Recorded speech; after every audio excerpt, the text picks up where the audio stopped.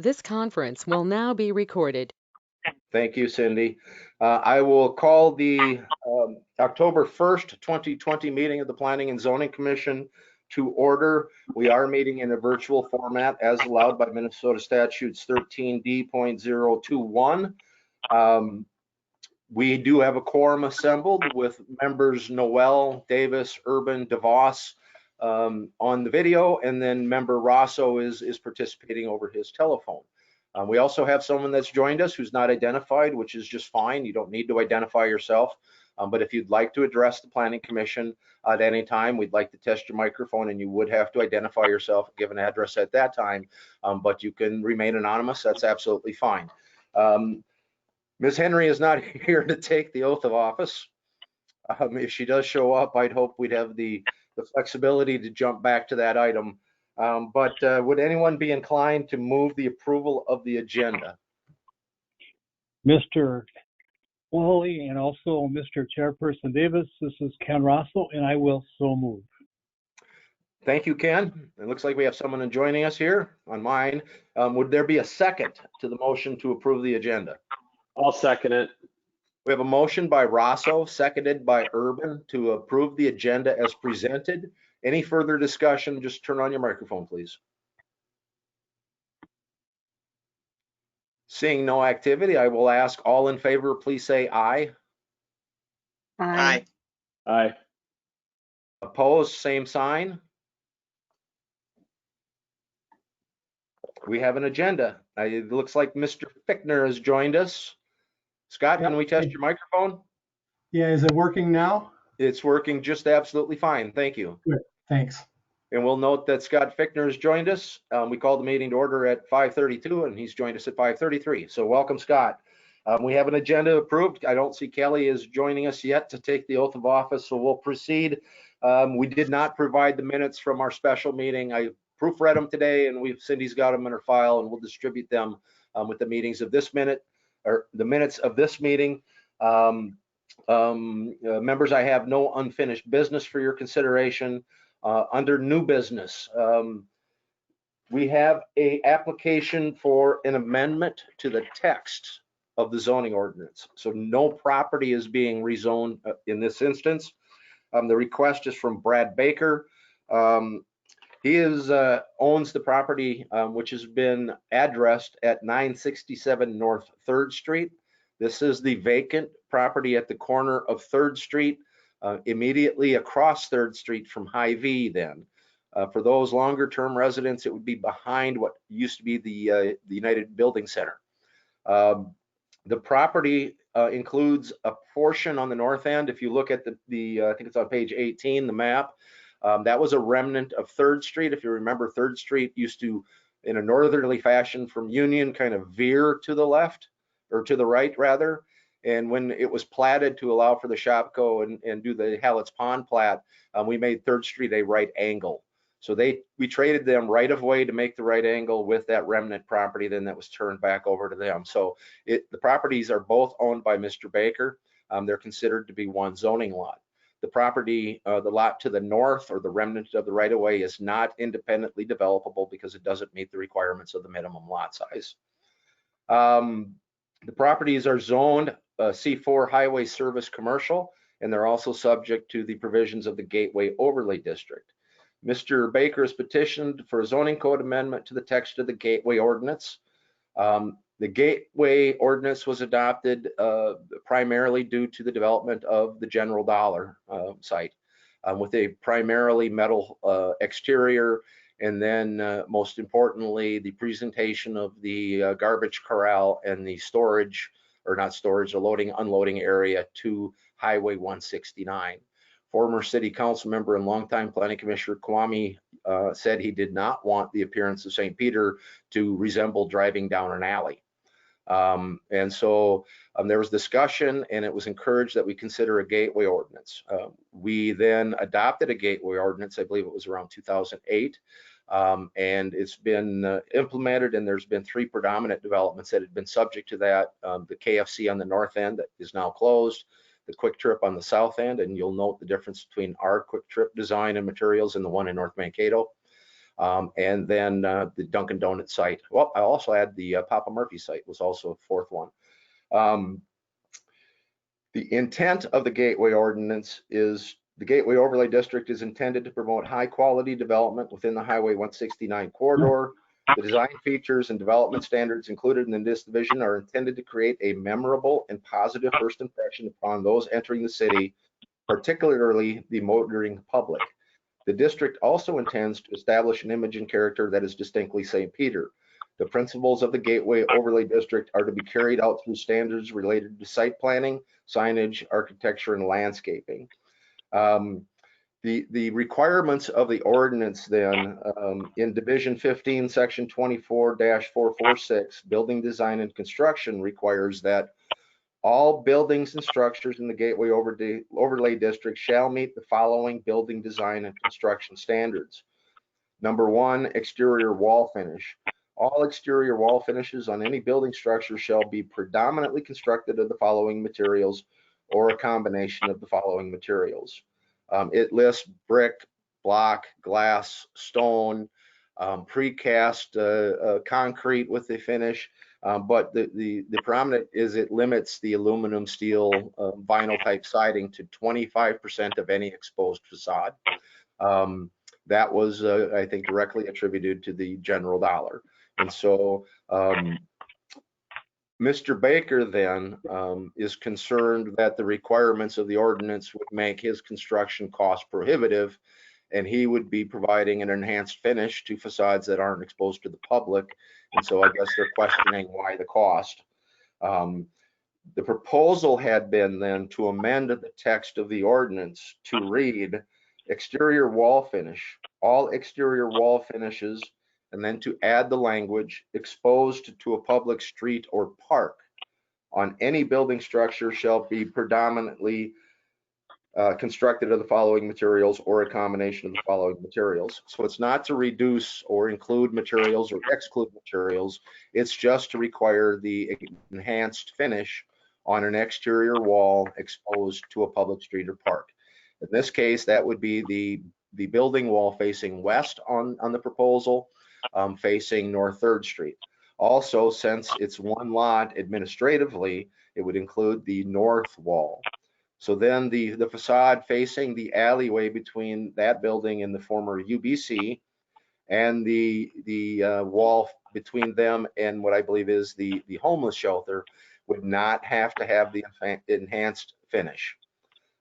Jesse Lager is here representing the applicant, Mr. Baker. Jesse is the contractor that's been involved.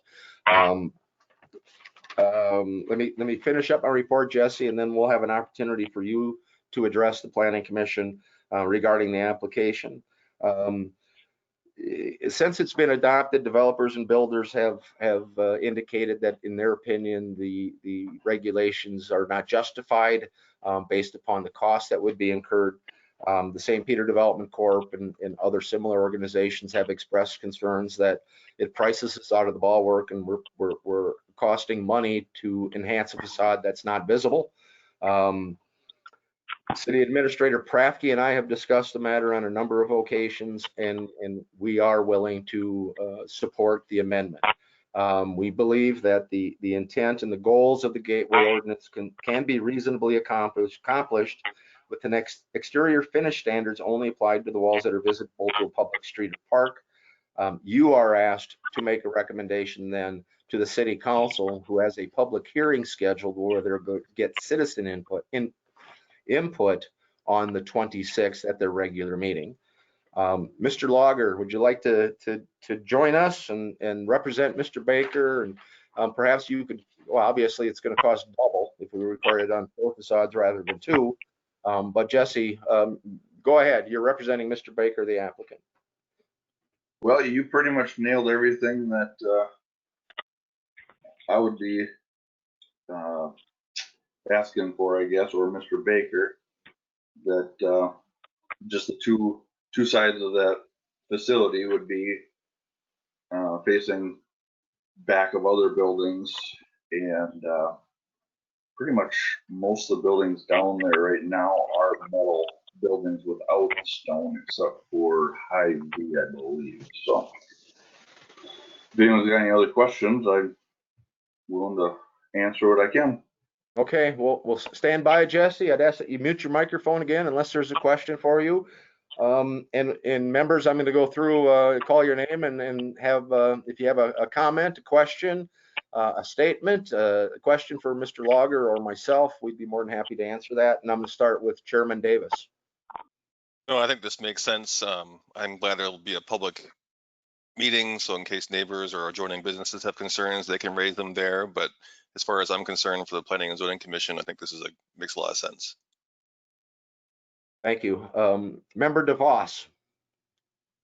Actually, I think this change, best way to describe it is, I could be wrong, but I think it misses the point of the Gateway Overlay District by putting it on the city streets. If I understand correctly, the issue was essentially sides that are facing 169. That's what the original issue was property that was facing 169 because they didn't want people driving through town and seeing essentially seeing what they see with Dollar General. Quite honestly, if you make it street, if it's just sides facing streets, well, 3rd Street has nothing to do with 169. I will say the frontage, you could say the frontage on the other side, that could possibly be visible from 169. I would more be in favor of an amendment of changing it to only applying to sides of buildings that are visible from 169 itself, because I think it misses the point or the original intent or of the intent of the original, which was basically what's the image of St. Peter from 169. And if we apply this in, essentially, if we make them make the 3rd Street conform, that's not going to do anything for someone traveling down 169. So I think from a conformity perspective, yeah, I would say I do understand an amendment is required because it doesn't make sense to apply it on all sides when it's not visible. But I think really the intent is more, what does the city look like for someone just traveling down 169? And while the side backing up to lots 966 and 958, while there's currently buildings there, I could see an argument for applying it to that side more than applying it to 3rd Street, because if those buildings ever came down for any reason, then there would be a visibility issue. But I really, from an application perspective, I don't see a reason why we would, bother to require it on the 3rd Street side. I think the point is 169 visibility, not public street visibility. Thank you. If I can speak a little more to the history of the gateway. Sure. So originally the gateway only applied to the properties between Old Minnesota and Highway 169. Subsequent to the Shopko development, which is now Hy-Vee, the council expanded the gateway to include the properties on the west side of Old Minnesota, including Shopko and the other properties then proceeding north until St. Julian Street. And then they did include the Loggers and Cambria and the other sites. So there was a specific action taken to expand it outside of the 169 presentation. That's just a little more of the history, and I perhaps could have had that in the memo. I apologize for that. But yeah, there were 2 separate actions. One, when it was originally developed, was between 169 and Old Minnesota, and then subsequent to the Shopkos, because the Shopko didn't meet the gateway. And so actually there was a previous council that set aside $20,000 to put a tree line on the north side of Shopko, on the north side of that sidewalk, which hasn't been done because that sidewalk might move yet. So that's how the council at the time felt that they would address the gateway as it would apply to the Shopko building. So that's a little more history. Okay. Although, well, I would guess that adjustment was probably made because since Shopko's on the other side of what was on the other side of Old Minnesota, but it was incredibly visible to 169. That's why the change was made. And that's why I think in this case, yeah, I'm fine with an amendment, but I think the amendment needs to be reflective of what I think the actual concern is this visible from 169? And that's where I think that's where I think we need to go from a direction perspective Yeah. Is it, and so I would be in favor of an amendment, but I would think the amendment should be applied to the visibility from 169, not visibility from a public street. Okay. Yeah, I didn't mean to discount your opinion. Okay. I just No wanted to problem. make sure that there was a little bit fuller history. We will go with member Noel. Thanks. I think you actually answered some of the questions I had in responding to Brad. I have no problem with this particular project and making the waiver in this case, because I think it's kind of just the positioning of the site is definitely not visible from Old Minnesota or from 169, which are the concerns.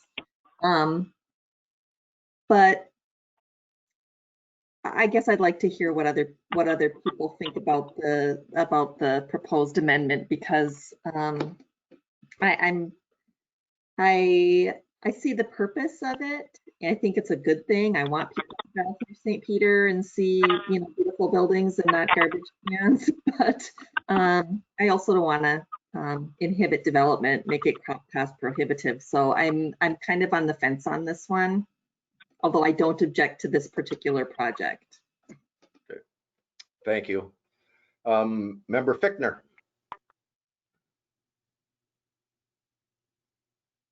Yeah, I kind of agree with Brad a little bit in that if you go down the road and look, I'm not sure that this change takes care of the issue for Dollar General. If the main look for the city and Dollar General is the north side, and that's actually not the side technically facing 169. I think we have to look at the wording for this amendment, but I do like the project as it is. I would like to see them get it. I don't think they need 4 sides of that level of facade, but I just think we need to look at the ordinance itself to make sure it covers the gateway portion. That's kind of my ideas. Okay. Thank you. Member Urban. You know, most everything's been covered. I'll just add that I think it's a reasonable request, though, to not require all 4 sides include, you know, that kind of facade. I mean, it just doesn't make sense to me. I feel like you can go downtown in the original buildings and see where, you know, they put the pretty side facing the street and, you know, did less nicer materials on the back side. And I feel this is the same case, basically, so. Thank you. Mr. Rosso.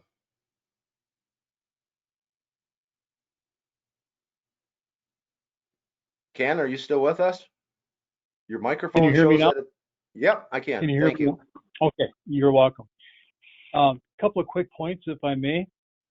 The objective of the overlay district is admirable, but we need to be very careful that we don't utilize that to be a disincentive for development, excuse me, or for things that do enhance the community. And secondly, I'd like to compliment Mr. Baker for his interest in doing this. I think it's a facility that will have significant use and certainly makes the community a better place to live. And thirdly, I also like to extend my compliments to the city in terms of their administration's support of this and their willingness to modify the overlay to the extent that it makes another development feasible and still consistent with the intent of the overlay district guidelines. Thank you, Mr. Rosso. Ms. Henry. Hi, guys. Again, I'm going to say again, we're thrilled for the development. It's been interesting to learn a little bit about Mr. Baker and his background, and giving back to the community is awesome. We love that stuff. I spent some time down in the area looking at the buildings and looking at what a gateway district really is. And 169 is definitely how most people see our community. Hoping now with the Hy-Vee, another gas station, and all the other things going on that end of town, it's going to draw people in, and that depends on what it looks like. And so when you drive down there now, the refresh face on the Shopko Hy-Vee building looks wonderful. We do have tin can trash cans around in the neighborhood that do look horrible.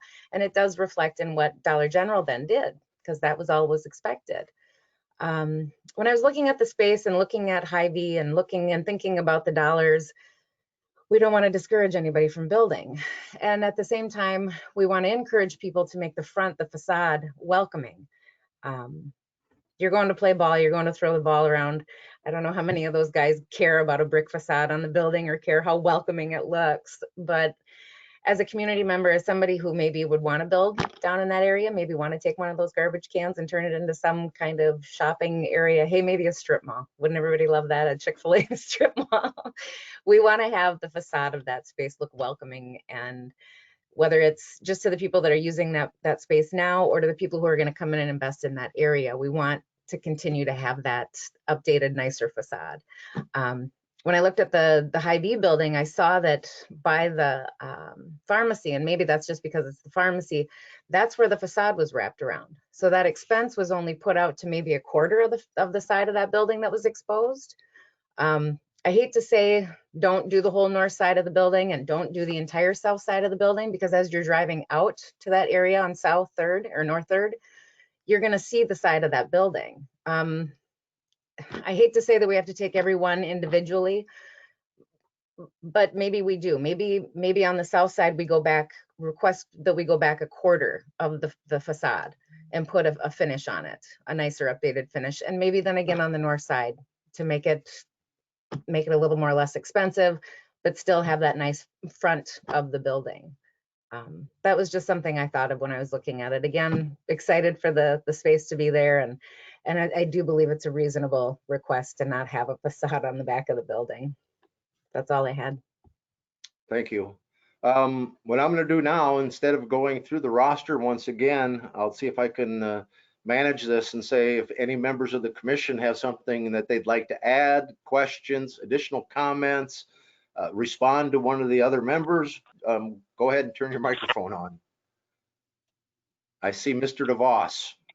We'll get to you next, Mr. Davis. I'd just like to respond. I do agree that not all sides need to be wrapped. I think we just need to, I just think, my opinion is, I just think the west side is the part that's unnecessary. Because of the concern of it's a 169 visibility issue. If we're worried about that, the main concern is what's it going to look like from 169. In that case, it's the east side, and it just does seem like this was more of a what St. Peter looked like when somebody's driving through town perspective, not necessarily once they get off. And the expansion from Shopko, for Shopko of the district, I believe, was more driven because Shopko's visibility is from 169. I'm definitely in favor of making an amendment so that not all four sides are, but I think we need to, but I do disagree on which side should be exempted from it. I personally feel it's the west side that should be exempted from it, versus and I think we need to put an emphasis on the side that's visible to 169, which is the east side. Thank you. Chairman Davis, you had a comment? Yeah, just a quick question about some of the wording in the motion. So the facade exposed to a public street. I'm assuming that should the Dollar General be redeveloped, that the north side of that building would be exposed to a public street because it's visible, even though it's not facing 169 or Old Minnesota, but it's clearly visible from both those streets, that north side would be covered under this amendment. But that's a question of interpretation, so I wonder if maybe we need to clarify what we mean by exposed to a public street. Clearly visible from a public street might be better language. I don't know. And I'm sure you've worked through this, but I'm assuming public street includes highways, avenues, other public, thoroughfares, right? Yeah, zoning administrator, that's how I would interpret the language to be. Maybe it could be to wall finishes fronting a public street. That was the intent as I wrote the amendment. that if you're on a third street or a avenue or a highway or a county road, that would be considered to be a public street. And then you'd have the enhanced finish on this. Now in this instance, if that lot, if there had been two lots created, and Mr. Baker and Mr. Logger have talked about perhaps at some point of dividing the lot. And so the field house being on the south portion and then having another developable lot on the north. In that case, if that was developed, then this north facing facade of the field house would not be exposed to a public street.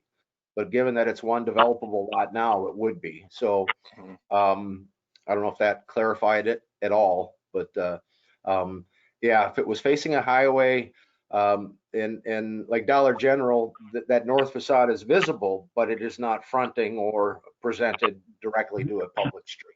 So that's why it would not apply to that. So I think we want to make sure that, using Dollar General as an example, that north side would be have a nice facade on it. I think that would be the consensus view of the intention of the overlay district. And I want to make sure that the language captures those kinds of situations where it's not fronting Highway 169, but it's very clearly visible from Highway 169, especially as the highway curves in. Certainly. So maybe we should say, instead of fronting or what's the language? Maybe we should say a facade clearly visible from a public street.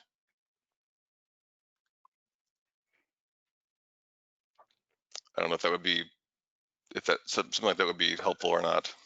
Yeah, it would be in that incident would be clearly, would be kind of be ambiguous. Clearly, yeah. Yeah, and Yeah. if you said visible from a public street, that can be almost everything. Right. You know, because as you drive down the block, you see the south, then the west, and then you'd see the north. Right.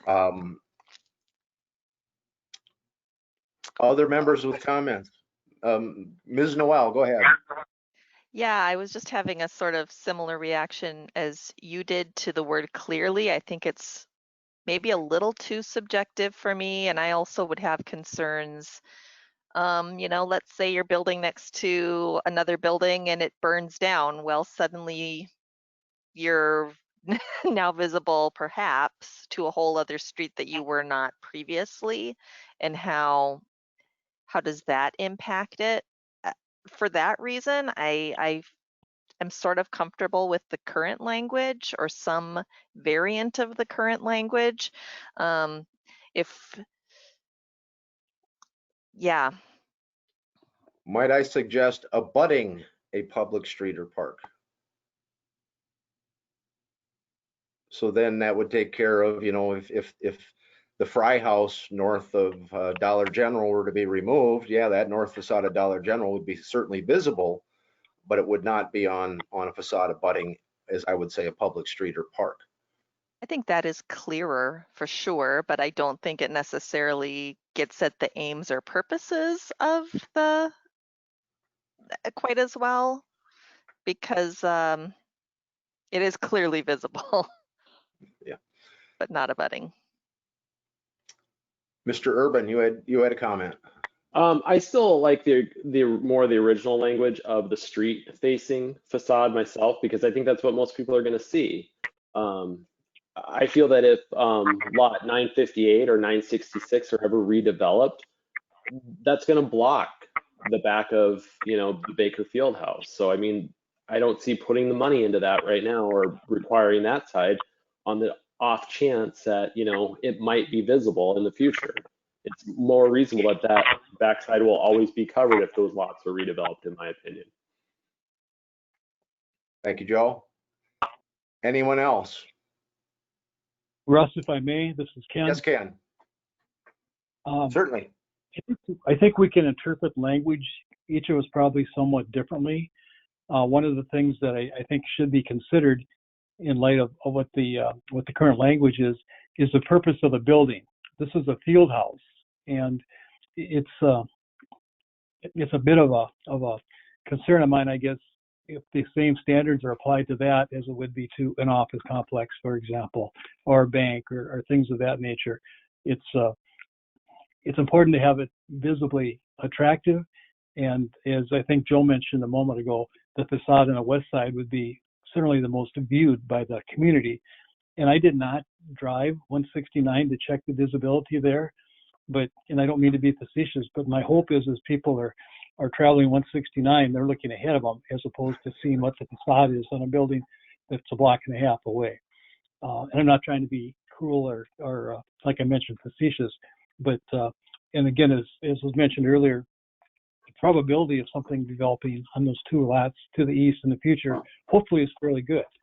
So with that, I'm certainly speaking in favor of it. Thank you, Ken. Anyone else? Mr. DeVos. If they don't think if it's too far off of 169 from a visibility perspective, part of my argument has also been, I don't think the west side, quite honestly, is necessary of it. I think it is an unnecessary expense for this development because the whole point of the overlay district was, at least from what I can tell, was look at what people are driving down 169 seeing. What's on 3rd Street? And let's just say, I'll believe basically the developers that they're not going to put an ugly facade on a building that they want people to come into. But I also don't think 3rd Street it is something that it's worth driving up the cost of construction because it's not going to have a huge impact. I believe and don't get me wrong, I believe an amendment is necessary. But maybe it's also a situation where Kelly said the problem is the central overlay district is so the gateway overlays district is so broad from property to property. Maybe this is a case-by-case situation. I feel bad. I would feel bad passing an amendment that requires them to do the west side because, like I said, I think it's an unnecessary expense. So maybe this is a situation where it's a case-by-case situation where we just have to evaluate the properties essentially between Old Minnesota and 3rd Street as they come up. I don't see it feasible to pass an ordinance that also or amend an ordinance that requires them to still do it on the west side. So maybe this is a situation where we do need to look at these properties individually. And decide at that point. We make exceptions. We have zoning exceptions on a consistent basis. This might be a situation where we have to do it. But like I said, I don't think the west side is justifiable to require them to do that. Yep. Yeah. In this instance, you don't have the ability to do it on a case-by-case basis because the ordinance applies, and you're not authorized to issue a variance unless we're going through a variance process. But I would also question, Member DeVos, we haven't waived any of the zoning requirements except going through the variance process. And there's only been one in the 19 years that I've been employed with the city, and it was the only one that did it. So we are very consistent in the application of the zoning regulations as they apply. Does anyone else have, go ahead, Shannon. Is there any option simply to remove this site from that overlay district? To me, the site doesn't belong in the overlay district. I just think based on its location, I would almost prefer to see that. Yeah, I think when the overlay, there might have been some thought that this lot would have been redeveloped with the lots that are fronting Old Minnesota to make perhaps more of a grand. And our overlay district is more linear. When we were asked to put one together, we looked at Mankato's, and theirs is basically based upon nodes. So the intersection of Victory Drive and Madison Avenue, or you'll recall that Snell's used to be the lumberyard. And so when Snell's went in there, they met the gateway standards, not that they wanted to look like a lumberyard. And I'm sure that was a willing investment, but their Mankato's is based on certain intersections. Ours based on that we have a linear highway. We put it on the highway 169. So removing or adding properties to the gateway, that can be done by either council action initiative. We still have to go through the process, hold public hearings, etc. Or it could be done by Mr. Baker making a request to remove his property from the gateway.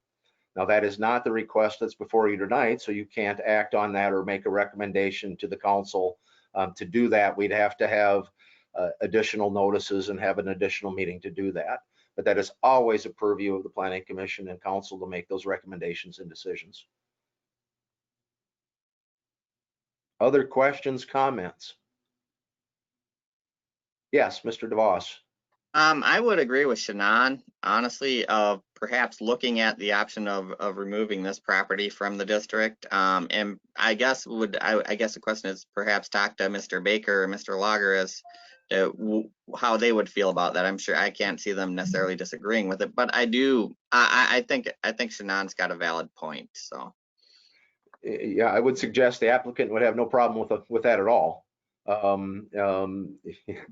If they could, they didn't necessarily want to incur the cost of doing 2 facades. So I would believe Mr. Baker would certainly support that. But again, that would be a separate.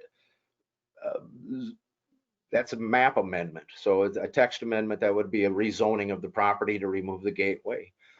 If you would like to initiate that on the Planning Commission's, you could do that, I believe, by making a motion to that effect, and that would then relieve Mr. Baker of having to be the applicant and incurring the fees that are associated, because he's already paid considerable amount of fees for the 2 actions that are asked to be considered tonight to cover our mailing and our other expenses. Other questions, comments?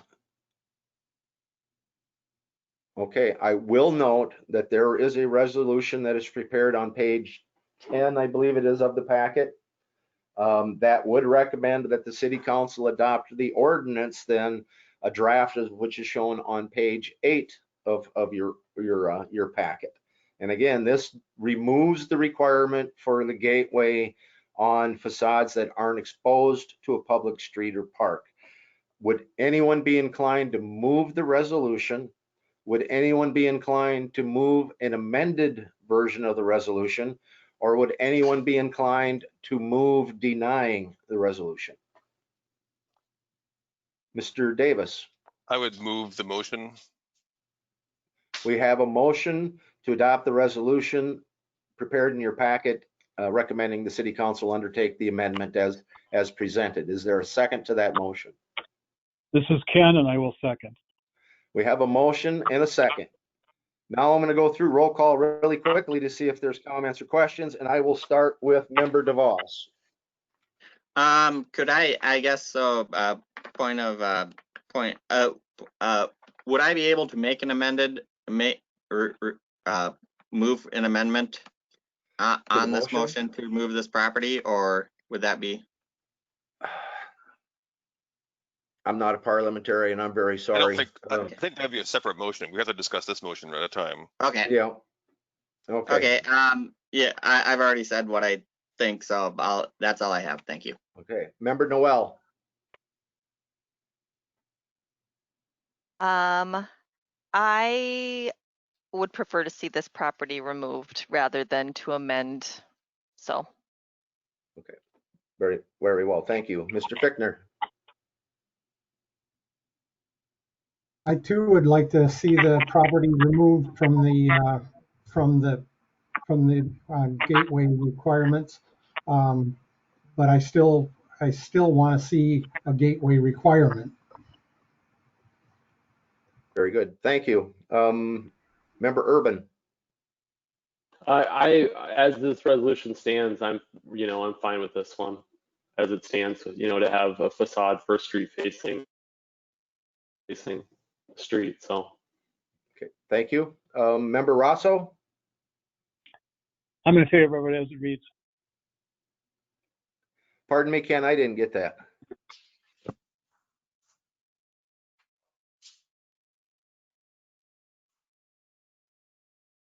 Can you hear me now? Yep, I could hear you. Yeah, I heard you. It was muffled in my ear here. Oh, I'm sorry. Okay. I'm in support of it as it stands. Okay, thank you, Ken. And the muffle in the ear is probably my ear, so not your microphone. So, Ms. Henry. Well, I guess I'm going to say I prefer how it stands. I'm concerned if we remove this property from the district and they do indeed decide to develop that north side, then is the north side of that property, there are no standards expected on the exterior of that building. I guess that's where I'm concerned about removing this property. Does that also remove the property if they were to divide it on the north side? Yeah, I would suggest that. Yes. No, we can't remove that. We can't remove that property then. So I would say as is right now, as it stands. Thank you. We have a motion and a second. I want to speak to it too. Mr. Davis. I think regardless of whether or not we remove this property from the overlay district, that the language of the motion makes sense to facilitate future development within their overlay district while still maintaining some standards. So I don't think this is an either or situation. We can both amend the overlay district and at a future time with a separate motion remove the property. So I would encourage a yes vote. Thank you. I'm going to go ahead and call the roll call then, unless anyone has one more statement. Hearing none, I will start with Member Davis. Aye. Member DeVos. I vote nay because I don't believe the west side should be included. Thank you. Member Noel. I vote no, because I would rather see the ordinance stay as is. Thank you. Member Fichtner. I vote yes. Member Urban. I vote aye. Member Rosso. I also vote aye. Thank you, Ken. Member Henry. I vote aye. I have a motion passing 5-2. So the recommendation will be to the council, where a couple of you will have an opportunity to comment at that time. So we'll be moving that forward on the 26th. The next item is the conditional use permit. Again, it's the same property. You have the site plan that shows the 60 by 80 building, and it is an 8 parking lot that's shown. It has to be a 9th stall, so they'll be adding a 9th stall to the parking lot. Again, it's zone C4. It's subject to gateway. Mr. Baker's petitioned then to establish what's called indoor sports and recreation, or the field house, and their intent is to have batting cages, but perhaps it could accommodate being rented to the archery club or laser tag or indoor pickleball or whatever it could be accomplished. But imagine those type of assemblies and those activities going on there. Your ordinance calls indoor sports and rec to be uses conducted within an enclosed building. Typical uses include bowling alleys, billiard parlors, ice and roller skating rinks, and penny arcades. You notice that field house batting cage isn't specifically listed, but that would be typical uses included. We don't list every use, but this is the one that most closely affiliates. They're planning to construct the privately financed field house. Site plan is on page 17. Again, 60 by 80 building in a 9-stall off-street parking lot shoved to the south of the property. The site lighting would be completed by wall packs on the building. They would have to meet the zero cutoff / dark sky requirements, so none of the light would be shed into the night sky or onto adjoining properties. The 17 standards applicable to a conditional use are included on page 16. I have prepared a resolution that would recommend conditional approval, and I've addressed the 17 standards with the finding of fact related to each one in the resolution. The only one that I would suggest we address would be standard number 14, which says the use shall not involve any activity substantially increasing the burden of any essential utility system or facilities unless provisions are made for any necessary adjustments. The city has planned for the future Brown Street stormwater detention basin. It would be necessary to meet the MS4 permit requirements that are imposed on us by the state. That drainage basin would drain an area of 41.5 acres. The anticipated construction cost at dollars a few years ago was $672,161, or it would have an assessment then of the drainage area of $16,196.65 per acre. The Baker site is 0.74 acres. So they would have a future assessment for the construction of that stormwater basin because they would drain to that area. Their proportionate share today would be $12,023.68. That assessment would be assessed at the time that the basin was built. However, we have at times provided the developer an opportunity to pay them at current dollars, but that would be a decision of the administration. As such, I'm asking that, recommending that you adopt the resolution on page 18 and 19, providing a conditional approval. And the only condition being that the applicant acknowledges that an assessment proportionate to its share of the total drainage area would be levied against the 967 North 3rd Street property at such time as a regional stormwater basin is constructed that benefits the development property. As the conditional use permit is recorded, that would provide all future buyers of that property notice of a future pending assessment for stormwater. At this point, I'm going to offer Jesse, do you have anything to add? Nope. Okay, thank you. I think everybody understands the intent of the field house and, predominantly batting cages, given the baker's profession and hobby and love and deer. So I'm going to open it up to questions from the commission, and I'm going to start with member DeVos. I don't have any question. The only comment I have to say is I think this is a great idea. I think it's something St. Peter can really use. So I'm very much in favor of this. Thank you. Member Noel. I feel the same as Brad, so nothing to add. Member Fichtner. I feel the same way. I do have one question. It has 9 parking stalls, and then it was 8 on the original diagram. And with one of them being handicapped, and then that leaving only 8 with employees and everything, is that a sufficient number? The zoning code would require 9. They record one space per 500 square feet of floor area. So that comes out to 9 to 6, and it's been our practice as we round it down. Also, the parking, I think, on there shown is wider than the 9.5 feet that we require. So some of it can be incorporated into the existing asphalt that's shown there, but there might have to be a small addition of asphaltic surface. Okay, yes, I think this is a great project, and it meets the 17 requirements of the zoning code. So that's my comments. Thank you very much. Mr. Urban. Scott answered or asked my question regarding parking, so I'm good. Very good. Member Rosso. Again, just to reiterate what I mentioned earlier, very much appreciate the Bakers investing in this property. I think it's a major enhancement for the community and something that should be hopefully used a lot. So Jesse, if I'm not out of order, if I could ask you to express my appreciation to the Bakers. It's a nice addition to the community. Absolutely.